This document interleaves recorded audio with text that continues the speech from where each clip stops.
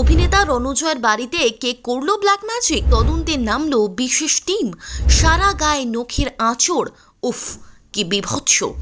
কোন গোপনে মন ভেসেছে ধারাবাহিকের নায়ক রণজয় বিষ্ণুর বাড়িতে? যা যা ঘটছে সেগুলো কোনোটাই স্বাভাবিক নয়, রীতিমতো ভুতুড়ে তাণ্ডব।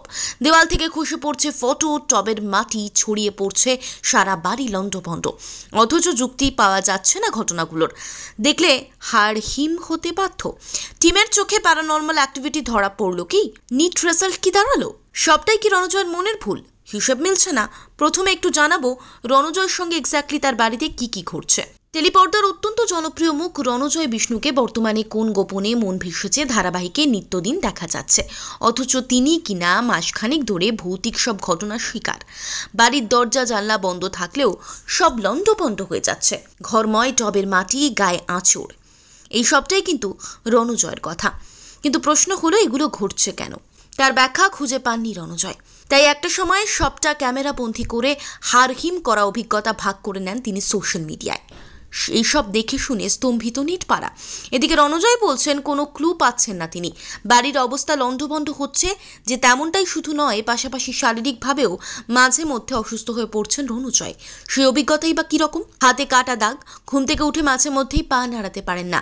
বহুবার এরকমও হয়েছে ঘুম থেকে উঠেই দেখছেন হাতে আঁচড়ের দাগও রয়েছে। আর এই ঘটনা এক দুদিনের নয়, প্রায় গত ৩-৪ মাস ধরে ঘটে চলেছে বলছেন রণজয়। অভিনেতার যুক্তি, ঘরের জানলা দরজা বন্ধ থাকলে হাওয়া ঢোকার কোনো সম্ভাবনা নেই, কিন্তু তারপরেও ঘটনাগুলো এমন ঘটছে যেন দমকা হাওয়ায় সবটা উড়িয়ে নিয়ে গেছে। সত্যি অদ্ভুত। কিন্তু প্রশ্ন হলো যে এই সমস্যার সমাধান সূত্র কোথায় লুকিয়ে? আদেও কি ভৌতিক কাণ্ড, নাকি কেউ ব্ল্যাক ম্যাজিক করছে? গোটাটাই বড় রহস্য।